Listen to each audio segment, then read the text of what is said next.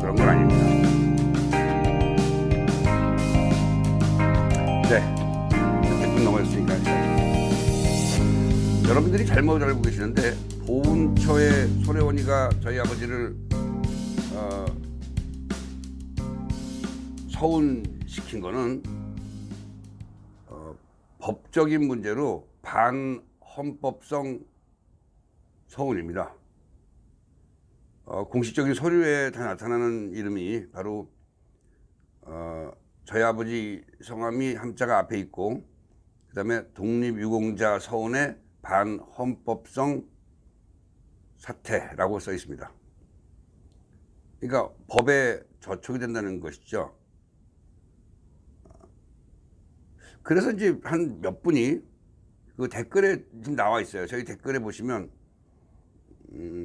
제가 그 서운 취소를 요청하는 게 어떻겠냐 라고 말씀하세요. 거기에 또 한 서너 분이 동의를 해주시고, 저번에 말씀드리지 않았나요?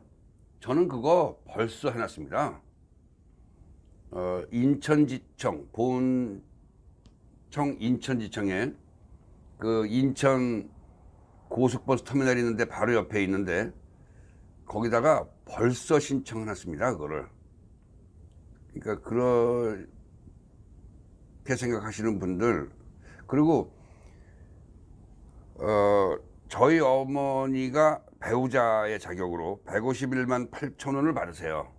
그거는 뭐 어머니가 이제 살아계실 때까지 계속 매달 받는 겁니다. 거기에 이 유족들은 사람에 따라 금액이 틀린데 최고로 많이 받을 수 있는 게 148만 3천 원까지 받을 수 있어요. 그렇다고 해서 뭐 전체 가족들이, 유족들이 148만 3천 원을 다 받을 수 있는 건 아니에요. 왜냐하면 소득이 증명이 돼야 되고, 증명이 돼야 되는 게 아니라 소득이 증명이 된 사람들은 1년에 2,500만 원인가 하는 돈의 그 이상을 버는 사람으로 등록되어 있는 사람은 그 소득분에서 프로테이지를 빼기 때문에 그거보다 적습니다. 근데 그 소득을 빼는 것조차도 만 65세가 넘으면 다 줍니다. 그러니까 사람에 따라 좀 틀리기 때문에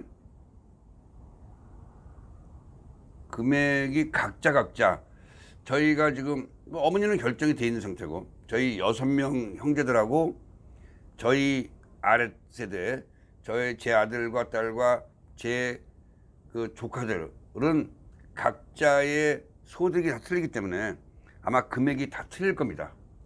그래서 얼마를 받는지 모릅니다. 근데 대강은 알 수 있죠. 그러니까 최하로 계산하면 한 소득이 많이 증명되면 받을 수 있는 게 바로 저 같은 경우인데, 손혜원이는 제가 뭐 전혀 소득도 없고 뭐 이렇게 얘기를 한 것 같은데, 이런 것만 봐도 알 수 있잖아요. 저는 이런 돈을 다 받지 못하고 소득이 좀 많이 신고가 돼 있었기 때문에 35만 원 정도 들어옵니다. 제가 그 돈을 빼질 않았기 때문에 잘 모르는데 35만 5천 원, 그게 최하 금액일 겁니다. 아마 소득 증명이 되기 때문에. 근데 소득 증명이 안 되면 꽤 많이 받습니다. 안녕하세요, 강일선 씨. 이빠이님 안녕하세요.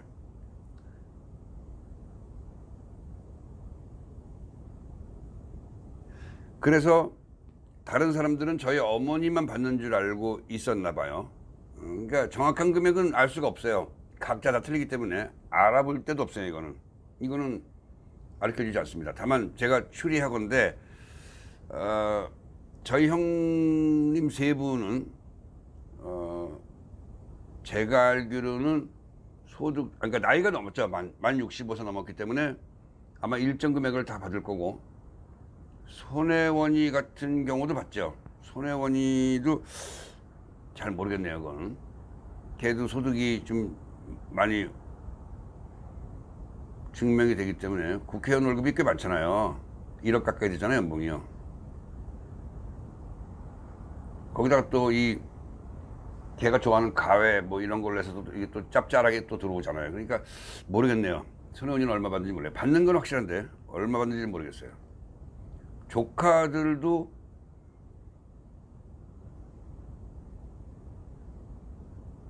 직장 생활하는 아이들은 많이 못 받죠. 근데 직장 생활하지 않고 소득 증명이 안 되는 아이들은 그나마 꽤 한번 받을 겁니다.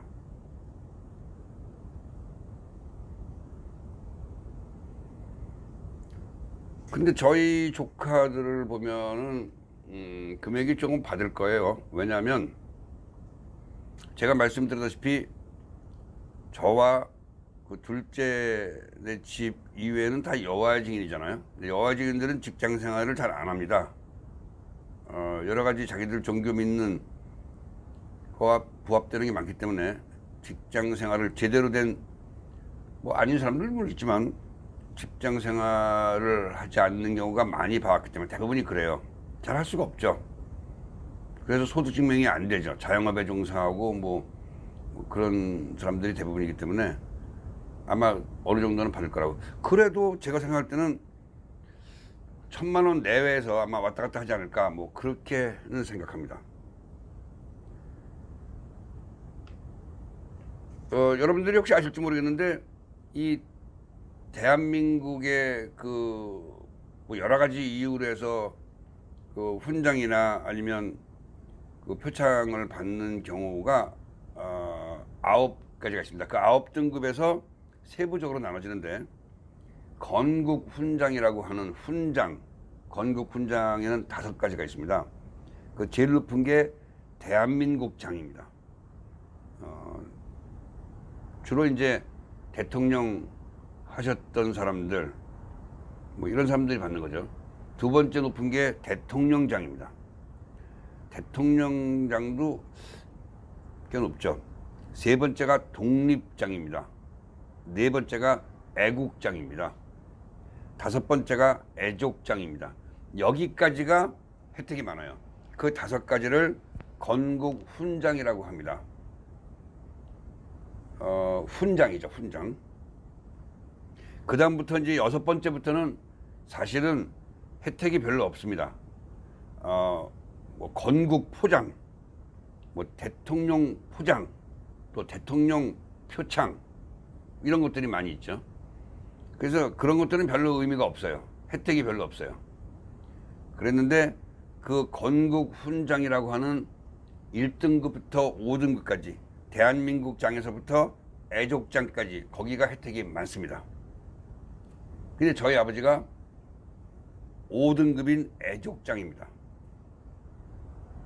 그러니까 5등급과 6등급은 하늘하고 땅이에요. 차이가 어마어마하게 차이 납니다. 그러니까 건국 훈장만 금전적인 혜택이라든가 뭐 여러 가지 혜택이 있어요. 예를 들어 여러분들 뭐가 있는지 아세요? 금전적인 혜택이 있는지 아시죠? 이 건국 훈장에 들어가면 아파트, 뭐 보통 뭐 LH 같은 거, 뭐 이런 거, 주공 아파트 이런 것들을 주지만 그게 아주 가산점과 더불어서 그냥 바로 싼 값에 당첨될 수 있습니다. 두 번째는 공공 장소에, 그러니까 공원, 지하철 이런데 매점을 바로 불화받을 수 있습니다. 세 번째는 본인이 원하면 개인 택시를 받을 수 있습니다. 그러니까 개인 택시 같은 경우는 뭐 알아보니까 잘 안 나오지만 그래도 1년에 한 몇 건은 나온다고 그래요. 일반 사람들이 신청하는 거는 지금 거의 막혔다고 그러고, 뭐 일단 그래요. 그런 거. 그다음에 뭐 의료비, 교통비, 뭐 이게 여러분들 얼마나 큰 겁니까? 까르꼬다가 저희 지금 이거 보시는 분들 중에는 매점 같은 거, 공공기관, 공원 같은데 그거 이권이잖아요. 근데 제가 알기로는 이런 건국 훈장의 가족이나 장애인들 그런 분들밖에 안 되는 걸 알고 있어요. 그러니까 엄청 큰 이권입니다, 이게. 그러니까 손혜원이가 건국 포장이나 뭐 대통령 표창 이런 것만 받았어도 이렇게 난리치진 않았을 거예요. 이렇게 시끄럽진 않았을 거예요. 근데 모든 혜택을 다 실제로 받을 수 있는 건국 훈장 안에 들어있기 때문에 이게 지금 문제가 되는 거죠. 그럼 여러분들이 저 뭐 좌빨들이 얘기하는 거는 뭐 당연히 저한테 얘기를 하겠지만 여러분들도 혹시 그런 생각이 있을 거예요. 아, 내가 무슨 뭐 독립운동 투사도 아니고 저와 제 아들과 딸과 평생 받을 수 있는 연금을 왜 포기하려고 하느냐, 그렇게 생각할 수 있죠. 근데 뭐 그거는 별로 그렇게 큰 문제라고 아니라고 생각이 들었습니다. 그런 정도 가지고. 그리고 제 딸은 모르겠어요. 제 아들은 그런 거에 별로 관심이 없더라고요. 얘기했었죠. 아이고 뭐 주면 주고 말면 말죠, 뭐 그거 언제 우리가 달라고 그랬나요? 이런 식이에요. 그러니까 저랑 좀 비슷한 면이 있었죠. 거기에 뭐 목매달고 죽을 때까지 받는 연금에 연연해하고 그러지 않더라고요. 거기다가 걔가 그렇고 안 그렇고를 떠나서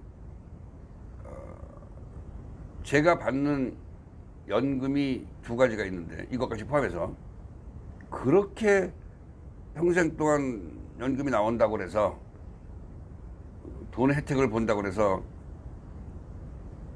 손혜원이의 그 공치사, 평생 듣는 그 공치사를 받아가면서 잘못된 이런 돈을 받고 싶은 생각은 조금도 없었습니다. 그래서 다른 가족들보다 한 5, 6개월 늦게 신청했고, 제 아들 때문에. 그게 이제 제일 큰 목적은 걔의 그 복학할 때의 그 입학금 같은 거였었어요. 뭐 안 내고 못 내고 하는 상황은 아니지만 그래도 공짜로 해준다면 도움이 되는 거 아니겠습니까? 그래서 이제 그때 한 5, 6개월 동안 미루고 있다가 저랑 살던 여자가 하도 그렇게 얘기하길래 걔가 연금을 죽을 때까지 받으면 앞으로 걔가 22, 23인데 지금 진짜 뭐 6, 70년을 받을 수 있는 건데 연금을. 작은 건 아니죠. 그래서 저는 돈을 안 뺐습니다. 아, 저도 지금 잘못한 게 제가 거기다가 핸드폰 자동 결제를 다른 연금이 아니라 그 연금에다가 걸어놓은 게 그게 이제 좀 창피스럽긴 하지만 뭐 나중에 뭐 토해내라면 토해내면 되죠. 아마 이게 서운이 그런 반헌법적 사유로 취소된다면 아마 다 물어내야 될 거예요. 일단 취소가 된 다음에 그동안 받아간 거에 대한 구상권이 다 아마 들어올 것 같습니다. 미리부터 많은 돈을 받은 사람들은 저를 욕을 더 하겠죠. 상관없습니다, 그거 뭐.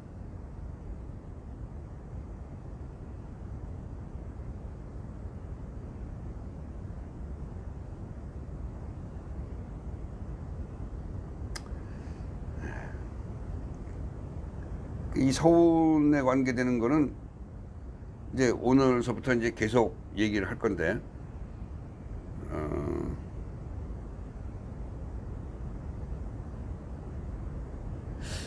여기에 보면은